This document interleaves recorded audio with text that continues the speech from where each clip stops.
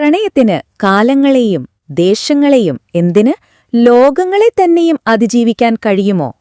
അങ്ങനെയൊരു ഇതിഹാസ പ്രണയകഥയിലേക്കാണ് നമ്മളിന്ന് യാത്ര ചെയ്യുന്നത്. ഹുസ്നുൽ ജമാലിന്റെയും ബദറുൽ മുനീറിന്റെയും കഥയിലേക്ക്. ഒരു നിമിഷം ഒന്നാലോചിച്ചു നോക്കിയേ. നിങ്ങൾക്ക് പ്രിയപ്പെട്ട ഒരാളെ നഷ്ടപ്പെട്ടാൽ അവരെ തിരികെ കണ്ടെത്താൻ നിങ്ങൾ ഏതറ്റം വരെ പോകും?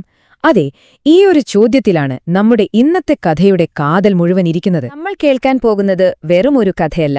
19-ാം നൂറ്റാണ്ടിൽ മലബാറിലെ ആളുകളുടെ ജീവിതത്തിന്റെ ഒരു ഭാഗം തന്നെയായിരുന്നു ഈ പ്രണയകാവ്യം. മഹാകവി മോയിൻകുട്ടി വൈദ്യർ എഴുതിയ ഈ കാവ്യം തലമുറകൾ പാടി നടന്ന ഒരു ചരിത്രം തന്നെയാണ്. നമുക്ക് കഥയിലേക്ക് കടക്കാം. നമ്മുടെ കഥ തുടങ്ങുന്നത് ഒരു സാങ്കല്പിക രാജ്യത്താണ്. അവിടെ ഒരു രാജകുമാരിയും ഒരു മന്ത്രിപുത്രനും ഒരുമിച്ച് ഒരേ കൊട്ടാരത്തിൽ വളർന്നതാണ് നമ്മുടെ കഥാനായിക ഹുസ്നുൽ ജമാൽ. പേരുപോലെ തന്നെ സൗന്ദര്യത്തിന്റെ പൂർണ്ണത. പിന്നെ നമ്മുടെ നായകൻ ബദറുൽ മുനീർ അഥവാ പൂർണ്ണചന്ദ്രൻ. പക്ഷേ ഈ പേരുകളിലെ സൗന്ദര്യമൊന്നും അവരുടെ വിധിയിലുണ്ടായിരുന്നില്ല.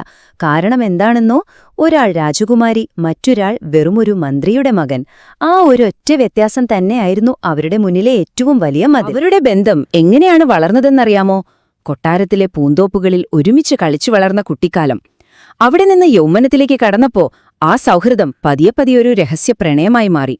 ഒടുവിൽ നിലാവുള്ള ഒരു രാത്രിയിൽ അവരെല്ലാം തുറന്നു പറഞ്ഞു, ഒരുമിക്കാൻ തീരുമാനിച്ചു. ആ ഒരൊറ്റ നിമിഷം അവരുടെ ജീവിതം മാറ്റിമറിച്ചു. പക്ഷേ കൊട്ടാരത്തിന്റെ ചുമരുകൾക്ക് കാതുണ്ടാവുമല്ലോ, അല്ലേ? ആ രഹസ്യം അധികനാൾ രഹസ്യമായിരുന്നില്ല. അതെ, ആ രഹസ്യം പുറത്തെറിഞ്ഞ നിമിഷം എല്ലാം മാറിമറിഞ്ഞു. രാജാവിന്റെ കോപം ഒരു കൊടുങ്കാറ്റ് പോലെ അവരുടെ പ്രണയത്തിനു മുകളിലേക്ക് ആഞ്ഞടിക്കുകയായിരുന്നു. രാജാവിന്റെ കണ്ണിൽ അതൊരു പ്രണയമേ ആയിരുന്നില്ല, പകരം തന്റെ സിംഹാസനം തട്ടിയെടുക്കാനുള്ള ഒരു മന്ത്രിപുത്രന്റെ അടവ്. കണ്ടോ, ഈ ഒരൊറ്റ തെറ്റിദ്ധാരണയാണ് പിന്നീട് നടന്ന എല്ലാ ദുരന്തങ്ങൾക്കും കാരണമായത്. വിധി വന്നു.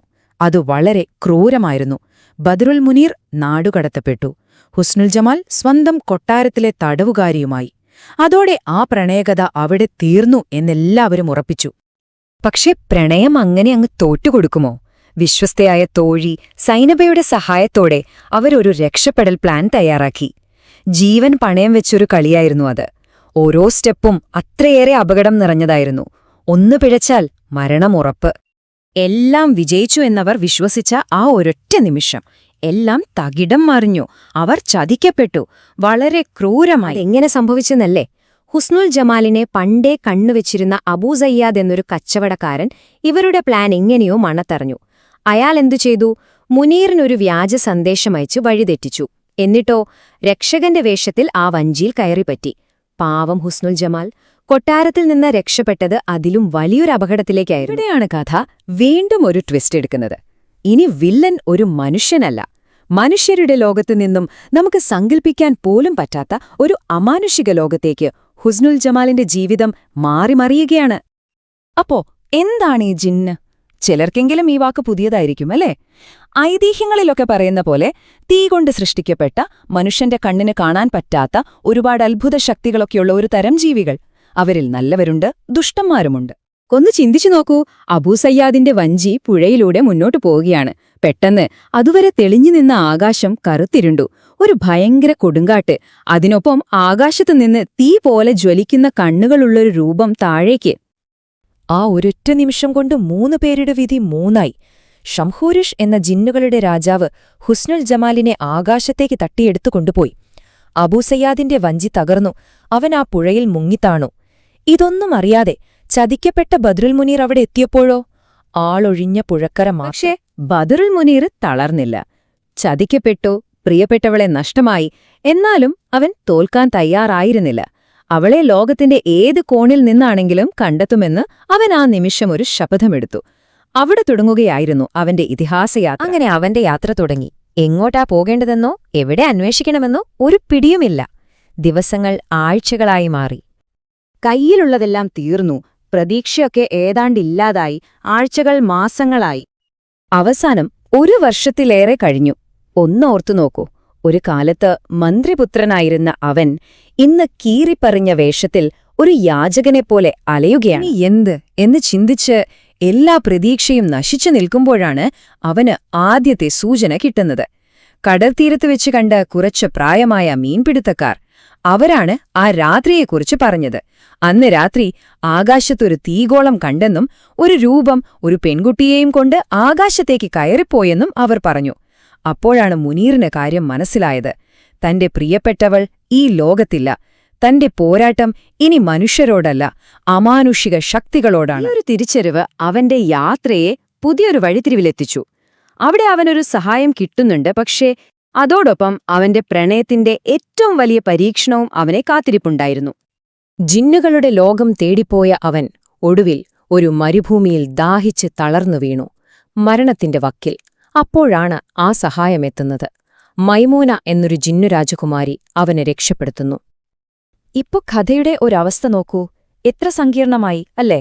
ഒരിടത്ത് ഹുസ്നുൽ ജമാലിനെ തടവിലാക്കിയ ക്രൂരനായ ജിന്നുരാജാവ്, മറ്റൊരിടത്ത് ബദറുൽ മുനീറിനെ രക്ഷിച്ച മൈമൂന. പക്ഷെ ഒരു പ്രശ്നമുണ്ട്. മൈമൂനയ്ക്ക് മുനീറിനോട് പ്രണയം തോന്നി. ഹുസ്നുൽ ജമാലിനെ മറന്ന് തന്നോടൊപ്പം ജീവിക്കാനാണ് അവൾ ആവശ്യപ്പെടുന്നത്. മുനീർ അത് സമ്മതിക്കുമോ? ഒരിക്കലുമില്ല. അപ്പോൾ ജമാലിനോടുള്ള അവന്റെ പ്രണയം എത്രത്തോളം സത്യമാണെന്ന് പരീക്ഷിക്കാൻ അവൾ തീരുമാനിച്ചു. അതിനുവേണ്ടി അവനെ ചില കഠിനമായ പരീക്ഷണങ്ങൾക്ക് അയച്ചു. തീയുടെ ലോകത്തിലൂടെ നടത്തുക, ഭയങ്കര മൃഗങ്ങളെ നേരിടുക. അങ്ങനെ അവന്റെ മനസ്സ് മാറുമോ എന്ന് നോക്കി. അപ്പൊ എന്തായിന്നല്ലേ? വിജയം. മുനീർ എല്ലാ പരീക്ഷണങ്ങളെയും അതിജീവിച്ചു. അവന്റെ പ്രണയം സത്യമാണെന്ന് തെളിയിച്ചു. അതോടെ അവനൊരു ശത്രുവിനെയല്ല, മൈമൂന എന്ന ശക്തിയായ ഒരു കൂട്ടാളിയെയാണ് കിട്ടിയത്. കഥ ശരിക്കും ക്ലൈമാക്സിലേക്ക് എത്തുകയാണ്. മാന്ത്രിക സഹായം കയ്യിലുണ്ട്. ഇനി തന്റെ പ്രണയിനിയെ തിരികെ നേടാനുള്ള അവസാനത്തെ പോരാട്ടത്തിന് മുനീർ തയ്യാറെടുക്കുകയാണ്. ഈ അവസാനത്തെ പോരാട്ടം നോക്കൂ. ഒരു വശത്തു മുനീർ, അവന്റെ ശക്തിയെന്താ? യഥാർത്ഥ പ്രണയവും തോൽക്കാൻ തയ്യാറല്ലാത്ത മനസ്സും. കൂട്ടിന് മൈമൂനിയും ജിന്നരാജാവും. മറുവശത്ത് ശംഹൂരഷ്, അവന്റെ ശക്തിയോ അഹങ്കാരവും മാന്ത്രികതയും മാത്രം. ഇത് വെറുമൊരു യുദ്ധമായിരുന്നില്ല, ശരിക്കും യഥാർത്ഥ സ്നേഹവും സ്വാർത്ഥതയും തമ്മിലുള്ളൊരു ഏറ്റുമുട്ടലായിരുന്നു. അവസാനം നല്ലതു തന്നെ ജയിച്ചു. മൈമൂനയുടെ അച്ഛനായ ജിന്നരാജാവിന്റെ സഹായത്തോടെ അവർ ജമാലിനെ മോചിപ്പിച്ചു. വില്ലനായ ശംഹൂരഷിന്റെ എല്ലാ ശക്തിയും ഇല്ലാതാക്കി അവനെ നാടുകടത്തുകയും ചെയ്തു. അങ്ങനെ ജമാൽ സ്വതന്ത്രയായി. അവരുടെ മടക്കയാത്രയും ഒരു അത്ഭുതം പോലെയായിരുന്നു. ജിന്നരാജാവ് അവർക്ക് പറക്കുന്ന ഒരു കുതിരയെ സമ്മാനിച്ചു. അങ്ങനെ അവർ സ്വന്തം രാജ്യത്തേക്ക് തിരിച്ചെത്തി. മരിച്ചുപോയെന്ന് കരുതിയ മകളെ കണ്ടപ്പോൾ രാജാവിന് സന്തോഷവും ഞെട്ടലുമുണ്ടായി. തന്നെ തെറ്റിൽ പശ്ചാത്തപിച്ച് അദ്ദേഹം അവരോട് മാപ്പു പറഞ്ഞു. ഒടുവിൽ ഒരു വലിയ കല്യാണം നടത്തി ബദറുൽ മുനീറിനെയും ഹുസ്നുൽ ജമാലിനെയും ഒന്നിപ്പിച്ചു. അങ്ങനെ വേർപിരിയലും ചതിയും മാന്ത്രിക ശക്തികളെയും ഒക്കെ അതിജീവിച്ച അവരുടെ പ്രണയം അവസാനം വിജയിച്ചു. അവർ ഒരുമിച്ച് സന്തോഷത്തോടെ ജീവിച്ചു. 150 വർഷങ്ങൾ കഴിഞ്ഞിട്ടും ഈ കഥ ഇന്നും ആളുകളുടെ മനസ്സിലുണ്ടല്ലേ? തലമുറകൾ ഏറ്റുപാടിയ അനശ്വരമായ പ്രണയത്തിന്റെ ഒരു അടയാളമായി ഈ കാവ്യം ഇന്നും നിലനിൽക്കുന്നു.